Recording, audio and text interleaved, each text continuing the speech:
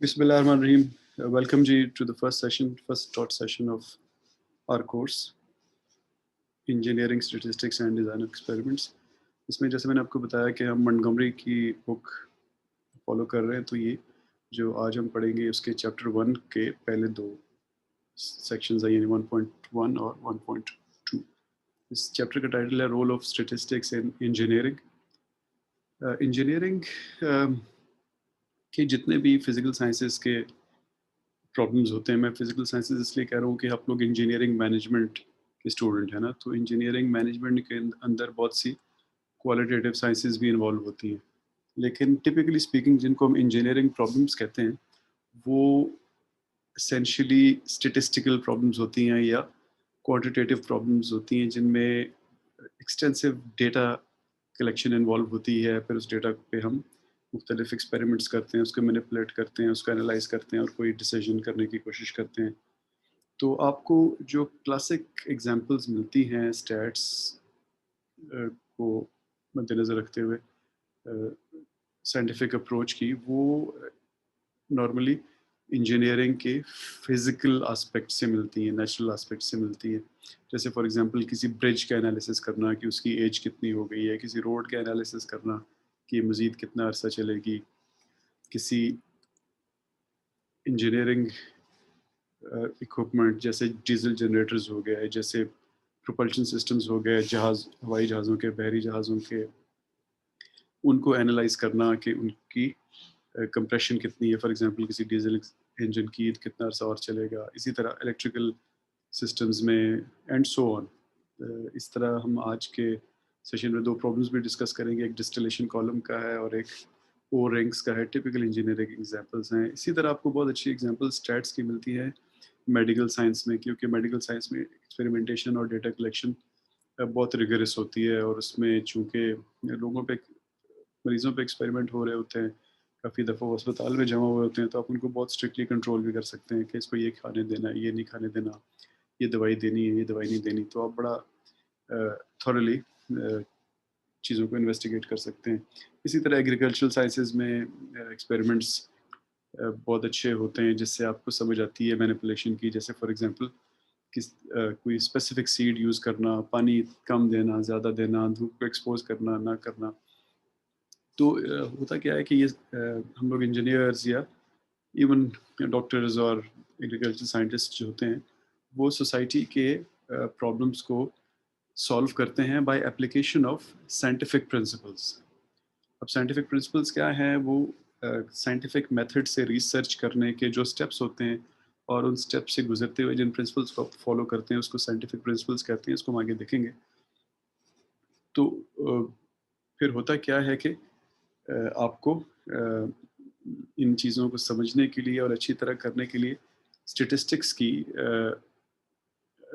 Knowledge भी चाहिए होती है. तो ये जो हमारा कोर्स डिज़ाइंड है, ये इसके नाम में तो हम कह रहे हैं कि इंजीनियरिंग स्टेटिस्टिक्स, लेकिन जैसा आप लोग चैप्टर 4, 5, 6 में देखेंगे, वहाँ पे सिर्फ स्टेटिस्टिक्स नहीं है, बल्कि इन्फरेंशियल स्टेटिस्टिक्स भी है. और जहाँ पे इन्फरेंशियल स्टेटिस्टिक्स आ जाता है, वहाँ पे प्रोबेबिलिटी आ जाती है. तो it's not only statistics and probability भी है थ्रू आउट द कोर्स, लेकिन नाम में खाली इंजीनियरिंग स्टेटिस्टिक्स. आपकी बुक में भी सिर्फ यही है, लेकिन प्रोबेबिलिटी भी हमें यूज़ करनी होगी काफ़ी पार्ट्स में. अब ये साइंटिफिक अप्रोच या साइंटिफिक प्रिंसिपल, ये है क्या? तो ये आपके सामने जो स्लाइड नज़र आ रही है, इसमें एक पहले कॉलम में साइंस लिखा हुआ है और दूसरे में सूडो साइंस लिखा हुआ है. सूडो साइंस का मतलब होता है कि जो देखने में तो लगे साइंस है और साइंसदान ही कर रहे हों, साइंटिस्ट इंजीनियर ही कर रहे हों, लेकिन जब आप उसको साइंटिफिक मेथड के रिगर्स के अगेंस्ट पिच करते हैं, तो it does not stand up. वो वहाँ पे फेल हो जाता है. जैसे अब आप पहले कॉलम को देखें साइंस, तो इसमें लिखा हुआ है कि science follows the evidence wherever it leads. ये एक बेसिक प्रिंसिपल है, साइंटिफिक प्रिंसिपल है. लेकिन आप देखेंगे अगर कोई ऐसी स्टडी हो रही है जो स्टार्ट ही कंक्लूजन से कर रही है, और फिर देन यू वर्क बैकवर्ड्स कि मेरा कंक्लूजन ठीक है या नहीं, तो ये साइंटिफिक प्रिंसिपल के अगेंस्ट है. साइंटिफिक प्रिंसिपल कहता है कि आप एविडेंस देखें और फॉलो करें उसको, जो भी वो रिजल्ट निकालता है उसको. एक्सेप्ट करें। दूसरा लिखा हुआ है एम्ब्रेस क्रिटिसिज्म। ये भी एक फंडामेंटल प्रिंसिपल है साइंस का कि अ, हर साइंटिस्ट, आप लोगों ने अभी तक जितना भी पढ़ा है, आप लोगों ने नल हाइपोथेसिस अज्यूम की होंगी कई जगह ना। तो क्या मतलब होता है नल हाइपोथेसिस अज्यूम करने का? कि एक अच्छा साइंटिस्ट जो होता है वो स्टार्ट ही इस चीज़ से करता है कि मैं गलत कह रहा हूँ। नल हाइपोथेसिस का मतलब ही यही है कि whatever my claim is, it is not right. और फिर आहिस्ता-आहिस्ता we work with data to prove कि मेरा क्लेम ठीक है या नहीं है। तो उस दौरान फिर चूँकि हमने स्टार्ट ही इस प्रिंसिपल से किया होता है कि हम गलत कह रहे हैं, तो लेकिन अगर डेटा प्रूव जब तक सही नहीं करेगा कि मैं गलत नहीं कह रहा, मैं अज़्यूम करता रहूँगा कि मैं गलत ही कह रहा हूँ। तो फिर इस अप्रोच के साथ जब आप चलते हैं, तो फिर कोई आपको जब क्रिटिसाइज़ करता है तो आप उसको पॉज़िटिवली लेते हैं। दूसरी तरफ सूडो साइंस में आप अगर देखें कि आप क्रिटिसाइज़ कर रहे हैं और साइंटिस्ट जो है उस पे परेशान हो रहा है और आगे से हॉस्टाइल हो रहा है, इसका मतलब है वो साइंटिफिक प्रिंसिपल फॉलो नहीं कर रहा है। तीसरा प्रिंसिपल है use precise terminology with clear definitions. अभी जब भी आप अपने वेरिएबल्स को डिफाइन करने लगते हैं, तो वहाँ पे आप फिर उन वेरिएबल्स की कॉन्सेप्चुअल डेफिनेशंस और ऑपरेशनल डेफिनेशंस बनाते हैं और शेयर करते हैं। आइडिया क्या होता है कि हर सुनने वाला, आपका काम पढ़ने वाला, आपका सुपरवाइज़र, आपके कोलीग्स और आप सब एक पर्टिकुलर वेरिएबल से एक ही मतलब समझें।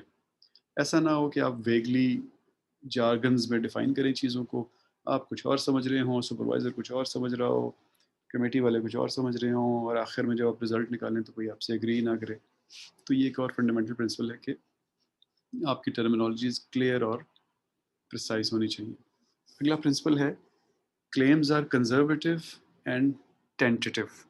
यानी जब भी आपका डेटा कुछ आपको रिवील करता है, तो आप कभी श्योर ना हो उसके बारे में कि मैंने बहुत बड़ा कारनामा कर लिया है, बल्कि हमेशा एक एक डाउन टू अर्थ अप्रोच अपनाएं और टेंटेटिव अप्रोच अपनाएं कि मेरा ये रिजल्ट तो आ गया है, लेकिन ये मैं आपके सामने पेश कर रहा हूँ ताकि आप अपना पॉइंट ऑफ व्यू दें। मे भी हम और एक्सपेरिमेंट करें तो मेरा रिजल्ट शायद गलत साबित हो जाए, लेकिन फ़िलहाल मेरा रिजल्ट ये है। तो कंजर्वेटिव होने चाहिए क्लेम और टेंटेटिव होने चाहिए, यानी आप बहुत श्योर कभी ना साउंड करें हमेशा, डाउन टू अर्थ साउंड करें हमेशा। आजिज़ी जिसको कहते हैं हम उर्दू में, वो होनी चाहिए हर रिसर्चर के मिजाज के अंदर। जो इस प्रिंसिपल को फॉलो नहीं करता है वो बड़े-बड़े क्लेम करता हुआ आपको नज़र आएगा और एविडेंस इतना नहीं होगा जितना वो बातें कर रहा होगा और क्लेम कर रहा होगा। अगला प्रिंसिपल है properly consider all evidence and arguments. अब होता क्या है कि जब आप आहिस्ता-आहिस्ता किसी पर्टिकुलर चीज़ पे रिसर्च करते हैं, तो आप उसके अंदर इन्वॉल्व होते हैं और एक स्टीरियोटाइपिकल थिंकिंग, एक स्ट्रेट जैकेट में आप आहिस्ता-आहिस्ता जाना शुरू हो जाते हैं और आप एक पर्टिकुलर किस्म के रिज़ल्ट एक्सपेक्ट करना शुरू कर देते हैं। और ये ह्यूमन नेचर है कि एक बार आपका ओपिनियन बन जाए, तो फिर आप आगे वही एविडेंस लेते हैं जो उस ओपिनियन को कन्फर्म करे। जो आपके ओपिनियन के अगेंस्ट एविडेंस आ रहा होता है, आप उसको किसी न किसी तरह शूट डाउन करते हैं। तो ये कभी भी नहीं करना। साइंटिफिक प्रिंसिपल कहता है कि हर किस्म के एविडेंस को प्रॉपरली कंसिडर करें।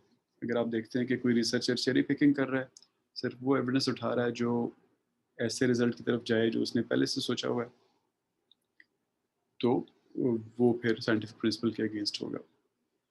अगला साइंटिफिक प्रिंसिपल है use rigorous and repeatable methods. Rigorous का मतलब होता है कि जिसमें बहुत ज़्यादा डिटेल हो और काफ़ी काम करना पड़े nth लेवल तक।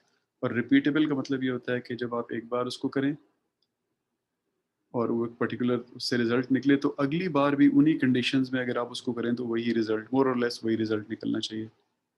लेकिन अगर आप कोई ऐसा मेथड यूज़ करते हैं कि आपके रिजल्ट्स रिपीटेबल नहीं हैं और मेथड भी फ्लॉड है, मेथड फ्लॉड का एग्जांपल ये हो सकती है कि आप देखना चाहते हैं कि एक डीजल जनरेटर की कंप्रेशन किसी एक पर्टिकुलर सिलेंडर में कितनी है, आप उसको बजाय इसके कि वहाँ पे कोई गाजेज़ लगा के उस कंप्रेशन को मेजर करें, आप उसके एग्ज़ॉस्ट के ऊपर कोई डायाफ्राम लगा के या अपना हाथ लगा के मेजर करें कि ये बहुत ज़्यादा थ्रो बैक दे रहा है, तो ये एक फ्लॉड मेथड होगा। इसी तरह आपने कहीं विंड स्पीड मेजर करनी है, तो एक रिगरस मेथड ये होना चाहिए कि वहाँ पे आप एक एनीमोमीटर लगाएँ जो कि दिन के मुख्तलिफ़ वक्तों में या मे बी प्रेफरेबली 24 घंटे और फिर 7 days a week and 52 weeks in year आपको डेटा दे, और आप उसके बेसिस पे फिर बताएँ कि मेरी ईयरली एवरेज विंड स्पीड की ये है, ये रिगरस मेथड है। लेकिन अगर आप किसी वक़्त तेज़ हवा चल रही हो, वहाँ एक तौलिया लेके खड़े हो जाएँ और वीडियो बनाएँ कि देखें जी मेरा तौलिया कितने ज़ोर से हिल रहा है, तो ये एक फ्लॉड मेथड है। तो आपको देखना है कि जो बंदा भी एविडेंस आपको दे रहा है उसके लिए उसने क्या मेथड यूज़ किया उन क्लेम्स के लिए जो कि वो कर रहा है। अभी वही बंदा हो सकता है शाम को तौलिया लेके खड़ा हो तो हवा ना चल रही हो, लेकिन उसने उस वक़्त तौलिया उठाया जब हवा तेज़ चल रही थी। फिर अगला प्रिंसिपल है engages with peers and community. यानी एक अच्छा रिसर्चर जो होता है वो अपने रिजल्ट्स को, अपने मेथड्स को शेयर करता है दूसरे साइंटिस्ट्स के साथ और कम्युनिटी के साथ। वो पब्लिकेशन की सूरत में नॉर्मली होते हैं, लेकिन यूनिवर्सिटी लेवल पे वो डिस्कशंस में, सेमिनार्स में, कॉन्फ्रेंसेस में भी हो सकते हैं। इस जो लोग इस प्रिंसिपल को फॉलो नहीं करते वो खुद ही लोन मैवरिक्स की तरह काम करते रहते हैं इन आइसोलेशन, और फिर जब वो उनके रिजल्ट्स आते हैं तो पता लगता है कि उनमें तो 100 फ्लॉ थे जब कोई और उसको देखता है। तो अगला प्रिंसिपल है follow careful and valid logic. यानी जब आप रिलेशनशिप बनाते हैं वेरिएबल्स के अंदर, यानी मैथमेटिकल मॉडल्स डेवलप करते हैं, तो वहाँ पे बड़ी रिगरस और केयरफुल रहना पड़ता है आपको कि आपकी लॉजिक रिलेशनशिप्स आपस आपस में इस तरह हैं कि वो वैलिड है। वैलिड का मतलब होता है कि वो वही हैं जो आप एक्चुअली कह कह रहे हैं। इसका ऑपोजिट ये हो सकता है कि आप इनवैलिड लॉजिक इस्तेमाल करें। इसको हम इंशाल्लाह मॉडल डेवलपमेंट में डिटेल में देखेंगे, लेकिन बड़ी बड़ी बात ये है कि जो आप एरोज बनाते हैं ना कि x लीड्स टू y या x2 leads to x3 which leads to y, वो जो एक डायग्राम सा बनाते हैं जिसको आपको रिसर्च फ्रेमवर्क कहते हैं, कुछ लोग थियोरेटिकल फ्रेमवर्क कहते हैं, तो उसके अंदर की लॉजिक की यहाँ पे बात हो रही है। और आखिरी रो लिखी हुई है चेंजेस विद न्यू एविडेंस। यानी आपको जब भी नया एविडेंस मिलता है तो आप अपना ओपिनियन चेंज कर लेते हैं। ये एक अच्छा साइंटिफिक प्रिंसिपल है, लेकिन जो लोग ऑपोजिट होते हैं वो डॉगमेटिक होते हैं और नहीं, अपना ओपिनियन चेंज करने में उनको बड़ी तकलीफ होती है क्योंकि वो पर्टिकुलर ओपिनियन बना चुके होते हैं। तो इस चीज़ को जो पहली रो में साइंस के नीचे, पहले कॉलम में साइंस के नीचे लिखा है, इसको हम कहते हैं साइंटिफिक अप्रोच। तो इस साइंटिफिक अप्रोच के लिए आपको ज़रूरी है कि स्टैट्स की बड़ी अच्छी नॉलेज हो। अब ये एक बड़ी बड़ी फेमस किताब है इन्यूमरेसी, जॉन जॉन एलन की। तो इन्यूमरेसी को वो कहता है कि it is mathematical equivalence of illiteracy. Basically your incompetence with numbers. जब आप वर्ड्स में इनकॉम्पिटेंट होते हैं तो उसको आप इलिटरेट कहते हैं, और कोई बंदा अगर नंबर्स में इलिटरेट होता है उसको हम इन्यूमरेट कहते हैं। तो इंजीनियरिंग स्टेटिस्टिक्स में इन्यूमरेसी जो है वो it's a recipe for failure, it's a disaster. इसलिए बड़ा ज़रूरी होता है कि इंजीनियर्स या फॉर दैट मैटर कोई भी एक्सपेरिमेंट करने वाला बंदा, उसको स्टैट्स में बहुत अच्छा होना चाहिए। अब ये इंजीनियरिंग या साइंटिफिक अप्रोच के कुछ स्टेप्स लिखे हुए हैं, ये इनको मैं आपको क्विकली एलेबोरेट कर देता हूँ कि आप सबसे पहले करते क्या है कि आप सबसे पहले एक प्रॉब्लम को आइडेंटिफाई करते हैं। तो पहले लिखा है डेवलप अ क्लियर डिस्क्रिप्शन, कि प्रॉब्लम है क्या, किस चीज़ को सॉल्व करना है। कहीं पे कंसंट्रेशन अच्छी नहीं आ रही किसी लिक्विड की जो आप किसी डिस्टिलेट चैम्बर में बना रहे हैं। एक डीजल जनरेटर है जिसने 850 मेगावाट प्रोड्यूस करना है, लेकिन वो नहीं कर पा रहा है, 600 से ऊपर कभी भी नहीं जाता है। एक रोड है जिसको आप बार बार ले कर रहे हैं, लेकिन वो बारिशों में उसमें खड्डे आ जाते हैं। तो प्रॉब्लम बड़ा क्लियरली सबसे पहले आप डिफाइन करते हैं। उसके बाद आप इम्पॉर्टेंट फैक्टर्स आइडेंटिफाई करते हैं। इम्पॉर्टेंट फैक्टर्स आइडेंटिफाई करने का मतलब क्या है कि वो प्रॉब्लम क्यों हो रहा है, रोड में खड्डे क्यों पड़ रहे हैं। क्या आप उसके अंदर जो एसफोहाल्ट या जो भी मिक्सचर डाल रहे थे जिसको आप रोड पे बिछा रहे थे, उसके कम्बिनेशन में कोई प्रॉब्लम है। आप उसके ऊपर जो रोलिंग कर रहे हैं उसमें कोई प्रॉब्लम है। आप डीजल जनरेटर का फ्यूल जो डाल रहे हैं क्या उसमें कोई प्रॉब्लम है। क्या उसके रिंग्स में कोई प्रॉब्लम है। क्या उसके पिस्टन्स के हेड के ऊपर कोई निशान पड़ गए हैं या कोई डेंट आ गया है। बेसिकली फैक्टर्स आइडेंटिफाई करने, फिर एक्सपेरिमेंट्स कंडक्ट करने। एक्सपेरिमेंट कंडक्ट करने का क्या मतलब है कि आप थोड़ी बहुत मैनिपुलेशन करें। मैनिपुलेशन का मतलब ये होता है कि फॉर एग्जांपल रोड पे आपने बिटुमेन में किसी चीज़ की मिकदार कम कर दी, किसी की ज़्यादा कर दी। डीजल जनरेटर का फ्यूल डालते हुए JP5 के 3 ग्रेड्स आपके पास हैं, तो उन 3 ग्रेड से दूसरा ग्रेड यूज़ कर लिया, पहला कर लिया, तीसरा कर लिया। तो ये छोटे-मोटे एक्सपेरिमेंट करके एक मॉडल बनाने की कोशिश करते हैं कि the compression of my diesel generator depends on factors 1, 2, 3, 4। जब आप ये आप देख रहे होंगे कि नंबर 2, 3 और 4 जो स्टेप्स हैं, इनके इर्द-गिर्द एक डब्बा बना हुआ है। इसका मतलब ये होता है कि किसी एक्सपेरिमेंट को अच्छी तरह करने के लिए हो सकता है कि चीज़ें आपको बार-बार करनी पड़े। मे बी सम केसेस में आपको दर्जनों दफ़ा करनी पड़े, तब आपका एक अच्छा मॉडल डेवलप होता है। मॉडल का मतलब है कि relationship between the outcome of concern, जो इस केस में डीजल जनरेटर की कंप्रेशन हो सकती है, रोड की लाइफ हो सकती है, किसी केमिकल की स्टेबिलिटी हो सकती है, वगैरह वगैरह। तो एक अच्छा मॉडल बनाने के लिए आपको ये शायद इस साइकिल से कई बार गुजरना पड़े। जब आप एक अच्छा मॉडल बना लेते हैं, फिर आप उस मॉडल को मैनिपुलेट करते हैं। मैनिपुलेट का जैसे मैंने आपको बताया मतलब क्या है कि आप वेरिएबल्स के मुख्तलिफ लेवल्स रखते हैं और फिर रिजल्ट देखते हैं। जैसे फॉर एग्जांपल आप गए कहीं गिलगित में, गजर वैली में, वहाँ पे आपको एक बहुत बड़ा एक दरख्त नज़र आया जिस पे बहुत बड़े बड़े अंजीर थे, छोटे सेब के साइज़ के अंजीर थे। आपको बहुत अच्छा लगा और आप उसकी 10-15 कलमें लेके आ गए वापस इस्लामाबाद। अब वो कलम आप लगा रहे हैं तो वो लग ही नहीं रही, कोई जल जाता है, कोई बड़ा ही नहीं होता। तो फिर आप फैसला करते हैं कि यार जो मेरे पास 8-10 कलमें रह गई हैं, मैं अब क्या करूँगा कि इन पे एक एक्सपेरिमेंट करूँगा कि एक कलम लगाऊँगा, उसको दिन में सिर्फ 1 घंटा धूप में रखूँगा। दूसरी कलम लगाऊँगा, उसको 3 घंटे धूप में रखूँगा। तीसरी कलम लगाऊँगा, उसको 6 घंटे धूप में रखूँगा। फिर एक और सीक्वेंस लगाऊँगा, पहली कलम को मैं आधा लीटर पानी दिया करूँगा, दूसरी कलम को 1/4 लीटर दिया करूँगा, तीसरी कलम को सिर्फ 100 ग्राम पानी मिलीलीटर पानी दिया करूँगा। इसी तरह एक और सीक्वेंस बनाऊँगा, एक कलम को मैं हवा में रखूँगा, वहाँ पे विंड चल रही हो, एक कलम को विंड से बचाऊँगा, एंड सो ऑन। तो आप मैनिपुलेशन करेंगे उन फैक्टर्स की जिसकी वजह से किसी दरख्त ने बड़ा होना है। ये फैक्टर होते हैं ना, हवा, पानी, मिट्टी, खाद, तो उनके मुख्तलिफ लेवल देंगे और फिर सॉल्यूशन कन्फर्म करेंगे आखिर में कि वो कौन सी कॉम्बिनेशन थी, पानी, हवा, खाद, सूरज की रोशनी वगैरह, जिसने पौधे को जल्दी बड़ा किया।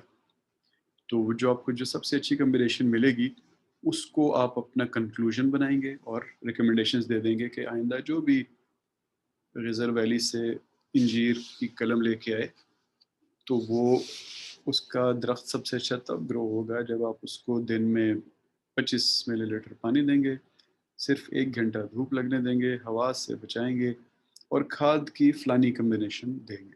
तो ये एक बेसिकली साइंटिफिक अप्रोच होती है जिससे आप गुज़रते हैं और आप जब ये आप एक्सप्लेन करते हैं किसी पेपर में, किसी थीसिस में, किसी रिसर्च की किसी भी शेप में, तो फिर जो पीयर्स होते हैं, जो साइंटिफिक कम्युनिटी होती है, वो आपकी बात को एक्सेप्ट करती है क्योंकि आप रिगरस मेथड से गुजरे होते हैं।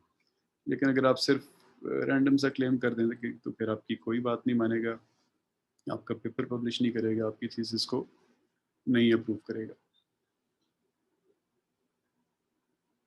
तो स्टैटिस्टिक्स क्या है जी? Deals with collection, presentation, analysis, and use of data to make decisions, solve problems, and design products and processes. So it is the science of data. जैसे मैंने आपको कहा कि इंजीनियर्स के लिए बड़ा ज़रूरी है कि उनको स्टेटिस्टिक्स की नॉलेज होनी चाहिए, वरना वो कोई भी रिसर्च, कोई भी एक्सपेरिमेंटेशन कामयाबी से नहीं कर पाएंगे। जैसे हमने तो कुछ एग्जांपल्स में बात की, पीछे दरख्त बड़ा होने की बात की, हमने केमिकल्स की, डीजल जनरेटर्स की, वगैरह वगैरह की बात की। तो ये हर इंजीनियरिंग के एस्पेक्ट में ये चीज़ एम्प्लॉय होती है, केमिकल्स में, मटेरियल्स में, थर्मल में, फ्लूइड में, हर चीज़ में होती है। तो हम लोग जब मिलेंगे तो इंशाल्लाह मैं आपसे आपके बैकग्राउंड्स मुझे पता चलेंगे कि आप किस इंजीनियरिंग बैकग्राउंड से हैं, तो फिर मैं उम्मीद करता हूँ कि मैं जब आपसे कहूँगा कि आप अपनी ही एरिया का कोई एक प्रॉब्लम डिफाइन करें और बताएं कि उसको किस मेथड से सॉल्व करना चाहिए, तो आप ब्रेनस्टॉर्मिंग करके बता सकेंगे। अब स्टैटिस्टिक्स में एक फंडामेंटल कॉन्सेप्ट है जिसको हम कहते हैं वेरिएबिलिटी। वेरिएबिलिटी का आइडिया ये है कि जब आप एक पर्टिकुलर काम बार बार करते हैं, नो मैटर जितना मर्जी स्टेबल वो सिस्टम हो जिसमें आप काम कर रहे हैं या प्रोसेस है, हमेशा वो एग्जैक्टली सेम रिजल्ट प्रोड्यूस नहीं करेगा। फॉर एग्जांपल आप कॉलर के शर्ट साइज में जो कॉलर का की लेंथ होती है 16 इंच, 15.5 इंच, 16.5 इंच, आपको ऑर्डर मिला 16 इंच बनाने का। आप किसी भी परफेक्ट से परफेक्ट मशीन में लगा लें और 100 कॉलर्स बनाएं, तो वो कभी भी सारे 16 इंच के नहीं होंगे। वो कहीं बहुत अच्छी मशीन्स में भी 15.9123 वगैरह से शुरू हो के 16.070809 तक जाएंगे, और एक स्पेक्ट्रम होगा जिसमें वो बन रहे होंगे। इस चीज़ को कहते हैं वेरिएबिलिटी। तो स्टेटिस्टिकल थिंकिंग या सारा ये प्रोसेस जो है, ये एक्सपेरिमेंटेशन जो है, ये इस वेरिएबिलिटी को एनालाइज करने का नाम है। आप इसको समझने की कोशिश करते हैं कि वेरिएबिलिटी किस ट्रेंड पे आ रही है, इसको मैंने कैसे कम करना है, बनाने हैं जो एक्सपेक्टेशन है मेरे कस्टमर की। फॉर एग्जांपल आपकी गाड़ी की माइलेज, क्या आपकी गाड़ी हमेशा आपको जब भी आप पेट्रोल डालते हैं उतनी माइलेज देती है जितनी पिछली दफ़ा दी थी? नहीं, हमेशा बदलती है। बड़े बड़े फैक्टर्स तो आपको पता है किस वजह से। सबसे बड़ा फैक्टर ये होता है कि यह हमें बताया जाता है कि सबसे बड़ा फैक्टर ये है कि आप शहर में गाड़ी चला रहे थे या मोटरवे पे चला रहे थे। फिर और फैक्टर्स क्या होते हैं?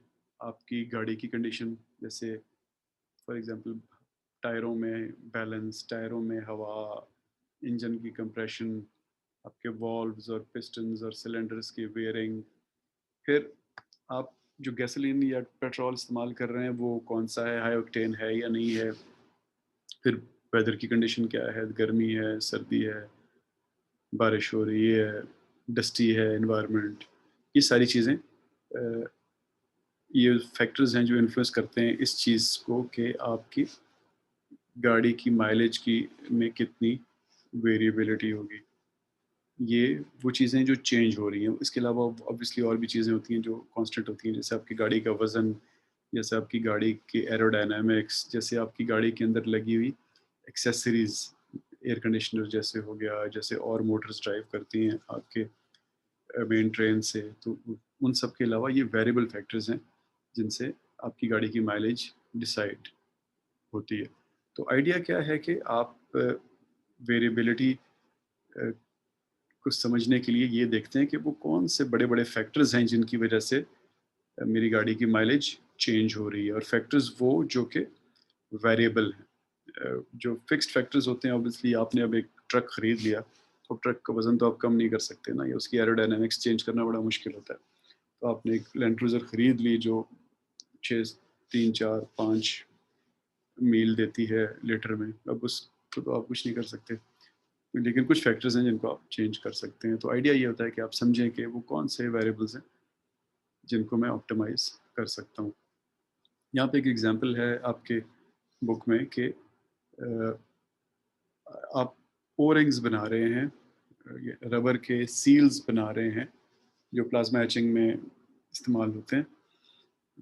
और आइडिया क्या है कि जो आपके अ,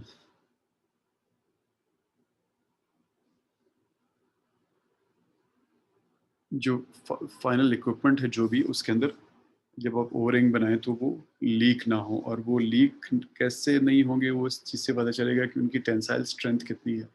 यानी अगर वहाँ पे प्रेशर कंडीशंस में एचिंग करते हुए उन पे ज़्यादा प्रेशर बड़ा पड़ा तो उनके थ्रू लीकेज शुरू हो जाएगी।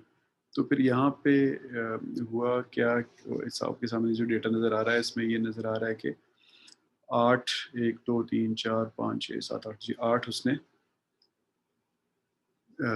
रिंग्स बनाए स्टैंडर्ड रबर से, और उनकी टेंसाइल स्ट्रेंथ मेजर की कंडीशंस में एक्सपेरिमेंट की कंडीशंस में। तो उसको ये जैसा आपके सामने नज़र आ रहा है, एक ओ रिंग 10 PSI स्ट्रेंथ मिली उसको, फिर एक को 1019 मिली, एक को 1020 मिली, एंड सो ऑन। ये जो आपके सामने आपको डॉट्स नज़र आ रहे हैं, आखिरी तकरीबन 1049 पे है।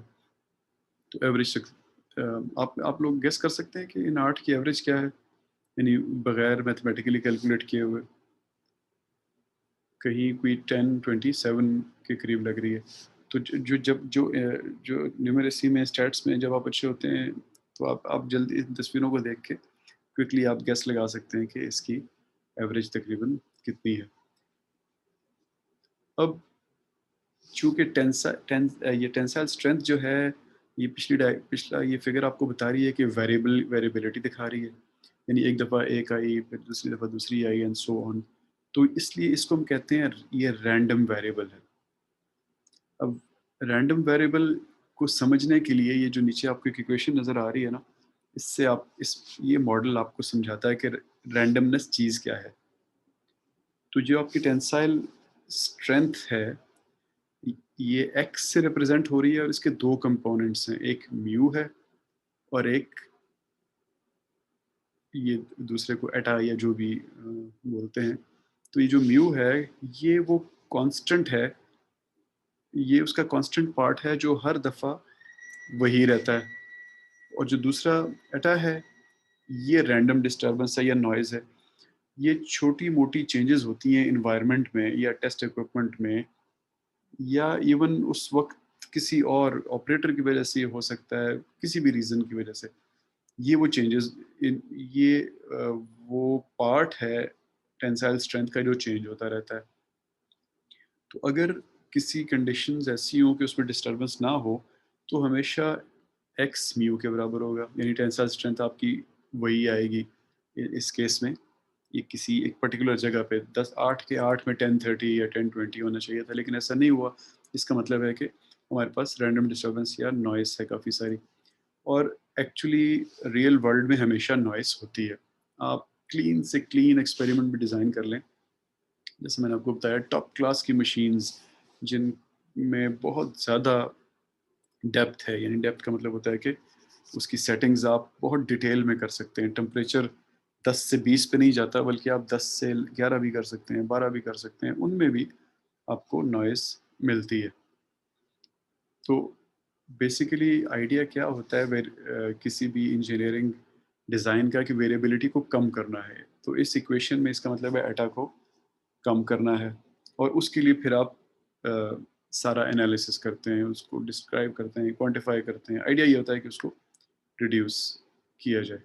अब फॉर एग्जांपल इसी केस में एक्सपेरिमेंटर ने क्या किया कि उसने रबर में थोड़ी सी टेफ्लॉन ऐड कर दी, एक पर्टिकुलर 1%, 1.5%, 2% टेफ्लॉन ऐड कर दी। तो ये अभी आप तस्वीर देखें तो ओरिजिनल तस्वीर में 8 जो ओवरिंग बने थे वो 1010 से 1049 तक वेरी कर रहे थे, लेकिन जब उसने टेफ्लॉन ऐड किया तो अब वो तकरीबन 1037 से लेके 1073 या 4 तक जा रहे हैं। तो अब यहाँ पे डिड्यूस अगर आप कर लें कि अगर मैं रबर में टेफ्लॉन ऐड करूँगा तो टेंसाइल स्ट्रेंथ बढ़ेगी, क्योंकि आपको नज़र तो आ रहा है कि जब टेफ्लॉन नहीं थी तो 10-10 से 1047 तक था, या 49 तक था। टेफ्लॉन ऐड की 1%, तो 1037 से 1073 तक चला गया, तो ऐड तो हुई है। तो क्या आप इस वक्त ये रिड्यूस कर सकते हैं? तो कुछ सवाल जहन में आते हैं कि ये जो 8 खाली मैंने सैंपल लिया है, क्या ये काफ़ी है ये रिड्यूस करने के लिए? क्योंकि और रिंग्स तो फिर प्रोडक्शन जब होनी है तो दिन में हज़ारों बनने हैं। तो मैं सिर्फ आर्ट्स के बेस पे ये कह दूँ कि टेफ्लॉन ऐड करना शुरू कर दो? क्या मैं 2-3 एक्सपेरिमेंट और कर लूँ? क्या पता उससे कुछ और रिज़ल्ट आ जाएँ? जैसा मैंने आपको बताया कि वेरिएशन तो हर जगह होगी। फिर आपके ज़हन में ये आएगा कि मैंने 1% टेफ्लॉन ऐड की है, मैं 2% करूँ तो क्या और आगे चली जाएगी टेंसाइल स्ट्रेंथ? या कोई ऐसा थ्रेशोल्ड तो नहीं है कि जिस पे जाके टेफ्लॉन ऐड करने से उल्टा नुकसान होना शुरू हो जाएगा? और अगर मैं इस जगह पे अपने डिडक्शन को ही कंक्लूजन बना लूँ, तो क्या नुकसान हो सकते हैं? क्योंकि टेफ्लॉन पे एक्स्ट्रा पैसे लगते हैं, जब भी आप उसको इंक्रीज़ करते हैं, और वैसे भी आपको सिस्टम भी चेंज करना पड़ेगा। तो ये सारे सवाल जो आपके ज़हन में आते हैं, इन सब का ही जवाब निकालने के लिए हम स्टैटिस्टिकल एनालिसिस करते हैं। अब आइडिया क्या होता है जनरली, तो ये होता है ना कि एक एक तरीका ये होता है रीज़निंग का कि आपके पास एक फ़िज़िकल लॉ होता है। जैसे फॉर एग्ज़ाम्पल आपको पता है कि ओम्स लॉ एक लॉ है, बिजली को हैंडल करता है। उसकी बेसिस पे आप अपना कोई ट्रांजिस्टर डिज़ाइन कर लेते हैं, कोई अपना इलेक्ट्रिकल सर्किट डिज़ाइन कर लेते हैं। दूसरा तरीका ये होता है कि आप एक सैंपल लेते हैं और सैंपल की बेस पे इन्फर करते हैं पॉपुलेशन के बारे में। यानी the reasoning comes from a sample, जैसे हमने पीछे 8 ओ-रिंग्स की बात की, to a population. For example मेरे पूरे दिन की प्रोडक्शन पॉपुलेशन हो जाएगी। तो सैंपल से पॉपुलेशन पे इन्फ्रेंस करने को हम कहते हैं स्टैटिस्टिकल इन्फरेंस। अब इसमें इट इज़ वेरी ऑब्वियस कि जब आप सिर्फ 8 चीज़ों की बेसिस पे हज़ारों चीज़ों के बारे में कोई फ़ैसला कर देंगे, तो उसमें एरर्स तो होंगे। ऐसा ही है कि जैसे आप कश्मीर हाईवे पे खड़े होके 10 गाड़ियाँ देखें और वो आपको उसमें 2 लैंड क्रूज़र नज़र आएँ, 2 कोरोला नज़र आएँ, 2 सुज़ुकी नज़र आएँ और 2 ट्रक नज़र आएँ। तो आप कहें कि इस्लामाबाद के अंदर जो इस वक़्त तकरीबन 12 लाख गाड़ियाँ हैं, उनमें से 2.5 लाख लैंड क्रूज़र्स हैं, 2.5 लाख कोरोला हैं, 2.5 लाख सिविक हैं और 2.5 लाख सुज़ुकी हैं और 2.5 लाख ट्रक्स हैं। तो एरर, ये तो बड़ा ऑब्वियस इसमें एरर आ जाएगा ना। इस एरर को हम कहते हैं सैंपलिंग एरर, कि आपने जो सैंपल लिया, जिसकी बेसिस पे आप फैसला करने लगे हैं पूरे पॉपुलेशन के बारे में, उसमें क्या एरर्स थे। लेकिन अगर आप सैंपल को अच्छी तरह सेलेक्ट करें साइंटिफिक प्रिंसिपल्स के मुताबिक, जिसको हम इंशाल्लाह आगे देखेंगे कि सैंपल कैसे सिलेक्ट किया जाता है, तो फिर रिस्क कम से कम होता है और आप एक छोटे सैंपल के बेसिस पे भी एक बड़ी पॉपुलेशन के बारे में बहुत अच्छा अंदाज़ा लगा सकते हैं। और बेसिकली प्रोबेबिलिटी और स्टैट्स में एक्चुअल काम ही यही होता है कि आप कैसे अपने सैम्पलिंग को अच्छा बनाएं कि वो पॉपुलेशन के बारे में अच्छी इन्फ्रेंस कर सके।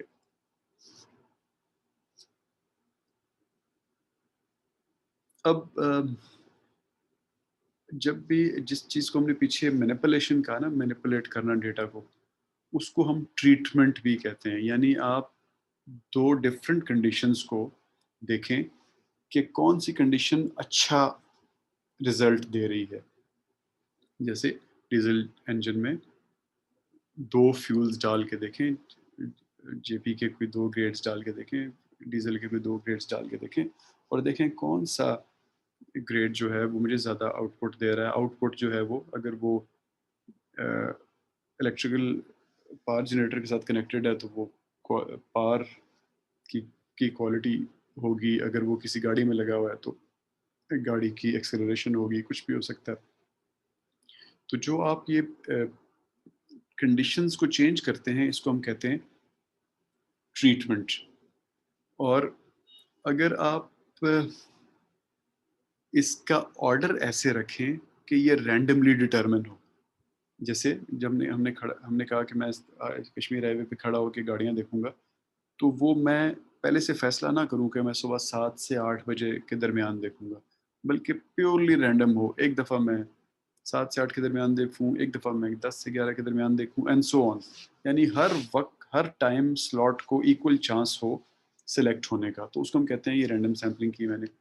तो जितना आप अपने एक्सपेरिमेंट को रैंडमाइज करेंगे, उतना ज़्यादा चांस है कि आपका सैंपल जो है वो रिप्रेजेंटेटिव होगा पॉपुलेशन का। इन चीज़ों को भी हम आगे इंशाल्लाह डिटेल में देखेंगे। तो ये डॉट डायग्राम जिसको हमने पीछे देखा, ये बड़ी यूज़फुल एक डायग्राम है जिसमें आप छोटे सैंपल्स को बड़ा इजीली एक दूसरे के साथ कंपेयर कर सकते हैं। और इसमें आपको आउटलायर्स भी नज़र आते हैं। आउटलायर्स का मतलब होता है कि ऐसा डेटा जो बाकी डेटा से काफ़ी दूर है। और इसमें आपको क्लस्टर्स भी नज़र आ सकते हैं। क्लस्टर्स का मतलब होता है कि वो जगह जहाँ पे कुछ डेटा पॉइंट्स इकट्ठे हो रहे हैं। जैसे फॉर एग्जांपल इसी ओरिजिनल वाली आप सीक्वेंस को देखें 8 ओ रिंग्स को, तो ये क्या वजह है कि 3 जो हैं बिल्कुल इकट्ठे हैं या 2 बल्कि इससे भी ज़्यादा करीब जुड़े हुए हैं, 1019 और 1020 पे। तो ये क्या वजह हो सकती है? उस वक़्त क्या कंडीशन चेंज हुई थी जिसकी वजह से ये हुआ? तो this gets an experimental thinking. वो सोचता है कि एग्ज़ैक्टली क्यों हुआ था, एनवायरनमेंट के साथ चीज़ों को कंपेयर करता है और फिर उसके बेसिस पे कोई डिसीजन मेकिंग करता है। तो ये डॉट डॉट डायग्राम एक तरह की डायग्राम है। हमारा चैप्टर 2 एक्चुअली इन्हीं रिप्रेजेंटेशंस के बारे में है कि आप डेटा को किस शक्ल में रिप्रेजेंट करें ताकि डिसीजन मेकर जो है वो उसका दिमाग इंस्टिगेट हो और उसके बारे में वो कोई अच्छा डिसीजन मेकिंग कर सके। इसको हम देखेंगे इंशाल्लाह चैप्टर 2 को इन ड्यू कोर्स। अच्छा, ये जब आप डेटा इकट्ठा कर रहे होते हैं, सैंपल ले रहे होते हैं और पूरी पॉपुलेशन का सैंपल ले लें, उसको सेंसस कहते हैं। पूरी की पूरी पॉपुलेशन ले लें। लेकिन ये मुमकिन नहीं होता ऑब्वियसली, एक इंजीनियरिंग एनवायरनमेंट में तो बिल्कुल ही मुमकिन नहीं होता। एक मशीन है, वो सैकड़ों पीस बना रही है 1 घंटे में, आप सारे के सारे को सैंपल नहीं कर सकते ना। क्योंकि क्यों नहीं कर सकते? क्योंकि सैंपल करते हुए आप प्रोसेस को रोकते हैं, आप चीज़ कहीं से उठाते हैं, कई दफ़ा आप सैंपल को तोड़ देते हैं देखते हुए। फॉर एग्ज़ाम्पल आपने उसकी स्ट्रेंथ मेज़र करनी है तो वो टूट जाएगा। तो आप फिर क्या करते हैं कि आप सेंसस नहीं करते बल्कि हमेशा सैंपलिंग ही करते हैं। अब डेटा कलेक्शन के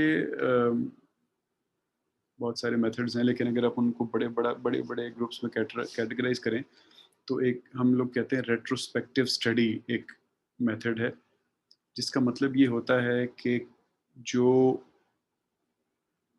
इवेंट है वो हो चुका है पास्ट में, आप खाली उसको स्टडी कर रहे हैं।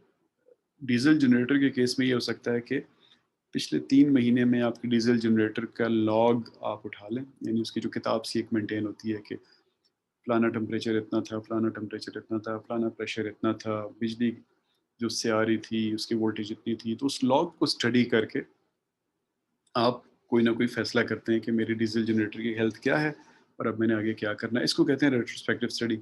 रेट्रोस्पेक्टिव क्यों? क्योंकि ये पहले से द फैक्ट हैज़ अकर्ड, आप खाली उसको स्टडी कर रहे हैं। अब इसमें लेफ्ट साइड पे आप देखें तो ये लिमिटेशंस की एक लिस्ट लगी हुई है। तो रेट्रोस्पेक्टिव स्टडी में प्रॉब्लम क्या होता है कि आप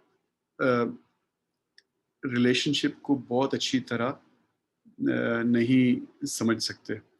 जैसे हो सकता है कि एक टेम्परेचर ए ऊपर की तरफ जा रहा हो, उसी वक़्त वोल्टेज नीचे की तरफ जा रही हो, तो आप अज़्यूम कर लेंगे कि जब भी टेम्परेचर ए बढ़ता है तो वोल्टेज अ, नीचे जाती है। लेकिन थोड़ी देर बाद आप देखेंगे तो ऐसा नहीं हो रहा होगा।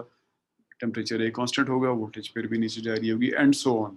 तो रिलेशनशिप्स क्लियर नहीं होते क्योंकि एक तो पूरी की पूरी पॉपुलेशन आप देख रहे होते हैं, लॉग देख रहे हैं आप ना, तो वो 3 महीने की लॉग में सारी एंट्रीज़ देख रहे हैं। तो उसमें आपको बड़ा मुश्किल होता है कि आप कोई रिलेशनशिप को बहुत अच्छी तरह समझ सकें। और चौथा लिमिटेशन नंबर 4 भी इसमें चारों की चारों लिमिटेशंस होती हैं 1 से 4 तक। Due to the way data was recorded, constructing a relationship may not be possible. क्योंकि डेटा तो आपने रिकॉर्ड नहीं किया, डेटा तो उस लॉग के अंदर स्टैंडर्ड डेटा है, हो सकता है उसमें एरर्स भी हों, हो सकता है ऑपरेटर ने किसी एक पर्टिकुलर टाइम पे डेटा कलेक्ट ही ना किया हो एंड सो ऑन। तीसरा क्या है, सम एनवायरमेंटल और operational related factors may not have been logged. जैसा ये डीजल जनरेटर के केस में हो सकता है बाकी चीज़ें तो उसने लिखी हों लेकिन उस लॉग के अंदर ये एंट्री ना हो कि उस दिन टेम्परेचर क्या था, ये एंट्री ना हो कि फ्यूल जो था वो कौन से ग्रेड का था।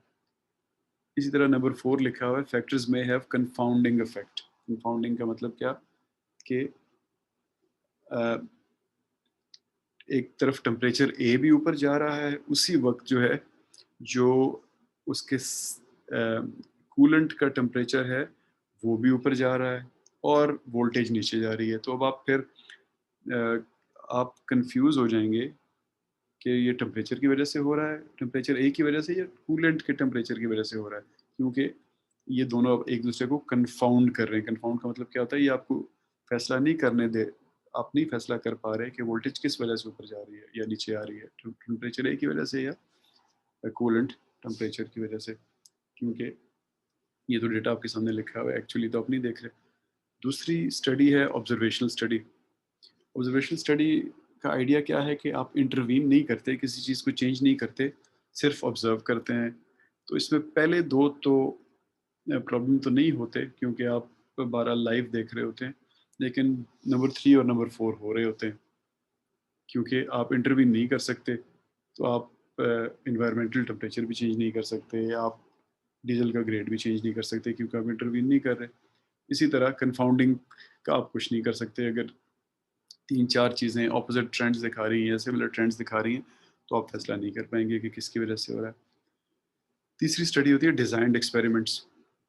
डिज़ाइंड एक्सपेरिमेंट्स ऑब्वियसली इन चारों लिमिटेशंस को एड्रेस करते हैं, और उसमें आप करते क्या है कि आप पर्पसफुल चेंजेस करते हैं और वेरिएबल्स को कंट्रोल करते हैं, ऊपर नीचे करते हैं वेरिएबल्स को, ताकि आप फैसला कर सकें कि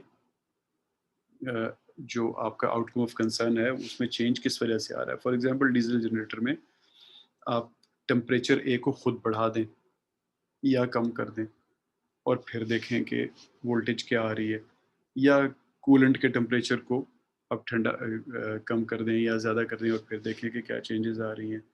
इसमें फिर आगे इंटरेक्शंस भी होते हैं, जो हम डिज़ाइन ऑफ एक्सपेरिमेंट्स को देखेंगे तो मैं आपको डिटेल में बताऊंगा कि हो सकता है कि कूलेंट का टेम्परेचर जो है वो टेम्परेचर ए की वजह से ही बढ़ रहा हो या कम हो रहा हो, तो उनका आपस में फिर इंटरेक्शन आ जाएगा।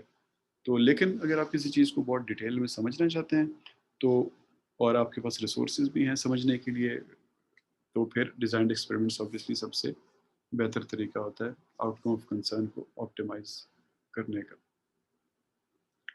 ये जो डिज़ाइंड एक्सपेरिमेंट्स होते हैं, इसमें जैसे मैंने आपको बताया कि इसमें आप डेलिब्रेट चेंजेस करते हैं, मुख्तलिफ वेरिएबल्स को मुख्तलिफ लेवल्स पे ऑपरेट करवाते हैं, और हर कम्बिनेशन पे आप देखते हैं कि आउटकम ऑफ कंसर्न कैसे चेंज हो रही है, ताकि आप बेहतरीन डिसीजन मेकिंग कर सकें उसके बारे में। अब ये जो आपके डिज़ाइंड एक्सपेरिमेंट्स होते हैं, इनके अंदर भी रैंडमाइजेशन बड़ी ज़रूरी होती है।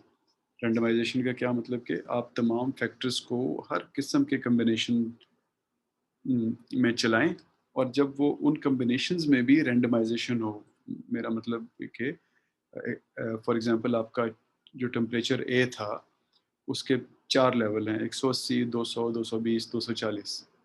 तो आपने 180 रखना है टेम्परेचर, या 220 या 200 या 240, ये रैंडम होना चाहिए। यानी आप एक एक्सपेरिमेंट रखें, उसमें इन चारों में से कोई भी आ जाएगा। फिर सम में जो उसका ऑयल है, उसका लेवल क्या रखना है, फॉर एग्जांपल उसके सेफ लेवल्स जो हैं, उसमें 15 लीटर ऑयल हर वक्त होना चाहिए, लेकिन 20 तक हो सकता है। तो 15 हो, 16 हो, 17 हो, 18 हो, 19 हो, 20 हो, ये रैंडम रख सकते हैं आपके। उधर से टेम्परेचर 200 आया, इधर सम्प लेवल 17 हो गया, लेकिन इन दोनों इसमें आपने डिसाइड नहीं किया, आपने इसको रैंडम रखा, एंड सो ऑन। जितना रैंडमाइजेशन करेंगे, उतना आप कॉज एंड इफेक्ट रिलेशनशिप्स को समझ सकेंगे, इस्टेब्लिश कर सकेंगे। अब होता क्या है कि कभी कभी ऐसा होता है कि आपके पास बहुत साउंड थ्योरी अवेलेबल होती है, जैसे जो हमने ये डीजल के केस में कह रहे हैं, तो हमारे पास थर्मोडायनामिक्स की बड़ी साउंड थ्योरीज हैं जो पहले से इस्टेब्लिश्ड हैं, लेकिन आप फिर भी एक्सपेरिमेंट कंडक्ट करते हैं to confirm fitness to environment. जैसे फॉर एग्जांपल डीजल जनरेटर्स तो पाकिस्तान में जो बड़े मेजर ब्रांड्स यूज़ होते हैं, वो या यूके के ब्रांड हैं, या जर्मनी के ब्रांड हैं, या अमेरिका के ब्रांड हैं। कुछ छोटे साइजेस के जो हैं वो जापान और इन तरफ मुल्कों से भी आते हैं। अब वहाँ की इन्वायरमेंट कुछ और होती है, हमारी इन्वायरमेंट कुछ और होती है, तो फिटनेस टू इन्वायरमेंट के लिए भी एक्सपेरिमेंट्स डिज़ाइन किए जाते हैं, और देखा जाता है कि थ्योरी को कंफर्म कर रहे हैं कि नहीं। हाइपोथेसिस टेस्टिंग, इसको भी हम आगे देखेंगे, लेकिन हाइपोथेसिस टेस्टिंग का आइडिया क्या है कि आप अपनी एक अजम्पशन को टेस्ट कर रहे हैं।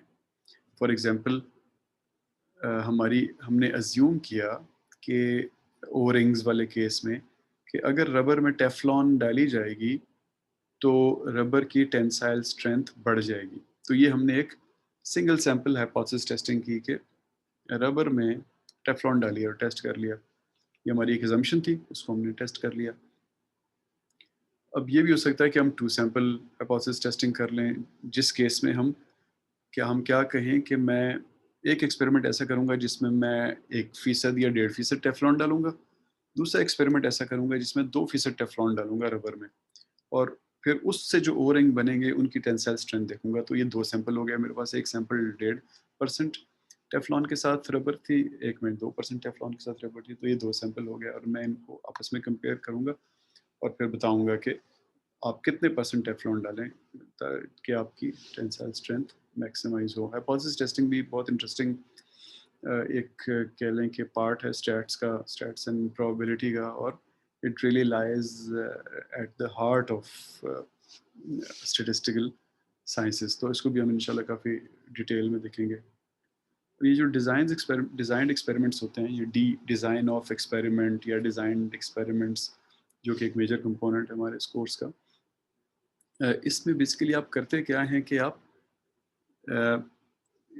फैसला करते हैं कि आपका आउटकम ऑफ कंसर्न क्या है, यानी वाई क्या है, और फैक्टर्स कौन से उसको अफेक्ट कर रहे हैं, यानी एक्सेस कौन से हैं, x1 x2 x3 x4 जितने भी हैं, वो कौन से x हैं जो वाई को अफेक्ट कर रहे हैं। यहाँ पे एक आपकी किताब में एक एग्जांपल दी हुई है, एक एसीटोन कंसंट्रेशन, एसीटोन डिस्टिलेशन टार की, जो एक डिस्टिलेशन टार है जिससे एसीटोन निकल रही है, और उसकी एक पर्टिकुलर कंसंट्रेशन आपको चाहिए।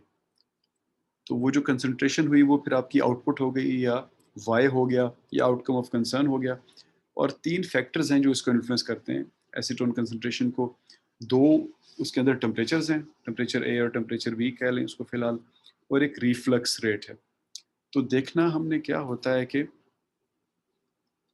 इन इन तीनों फैक्टर्स में से, यानी 2 टेम्परेचर्स और रिफ्लक्स रेट 3 हो गए टोटल, इनमें से किसका आउटपुट पे कितना असर पड़ता है।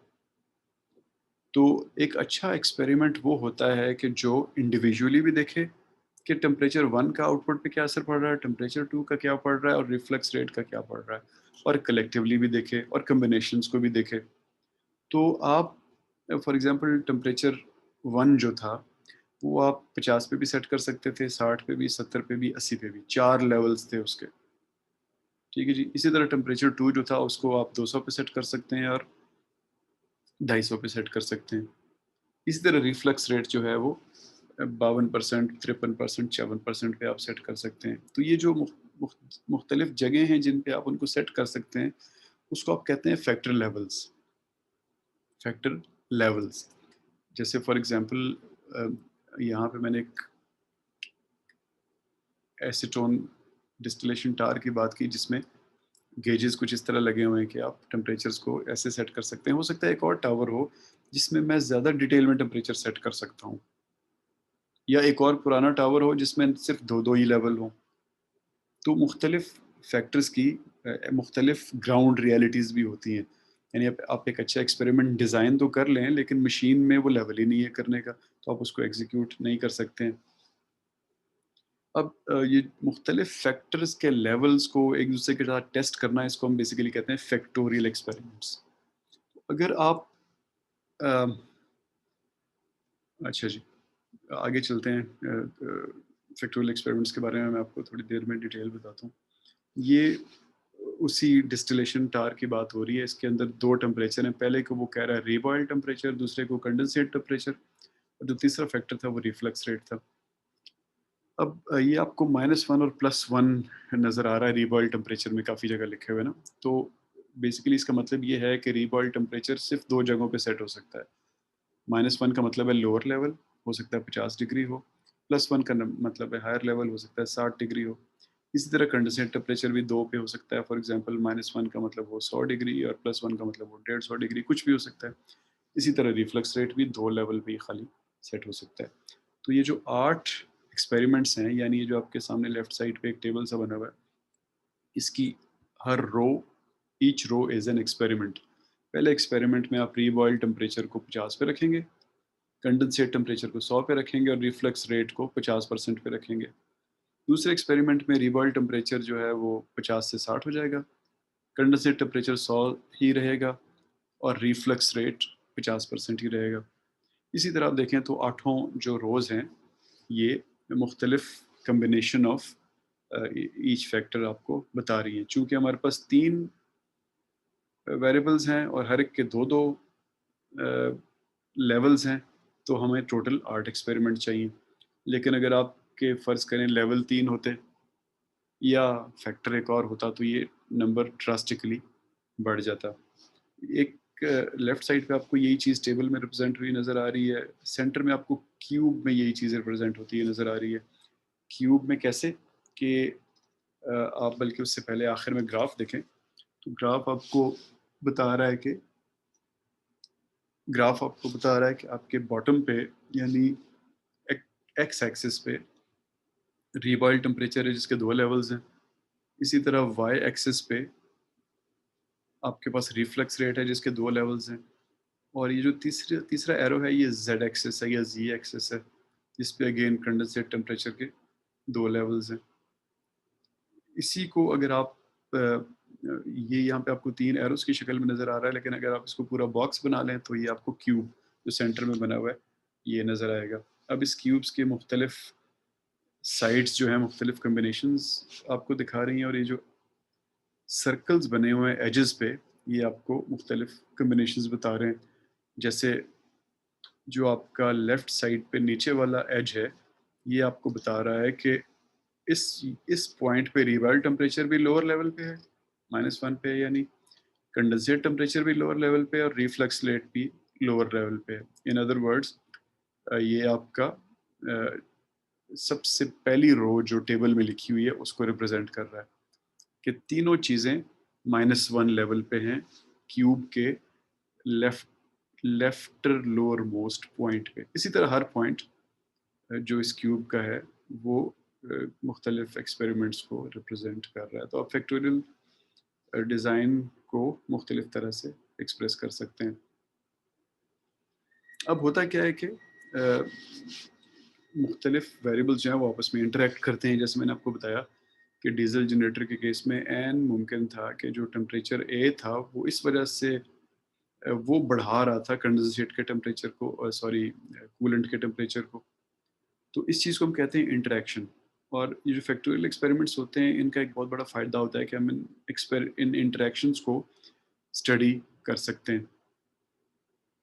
तो जब अ, एक वेरिएबल फॉर एग्जांपल इसी केस में अगर हम देख लें, आप एक्सपेरिमेंट कर रहे हो और आपको पता चले कि रीबॉयल टेम्परेचर चाहे माइनस हो या प्लस हो, कंडेंसेट टेम्परेचर माइनस ही रहता है।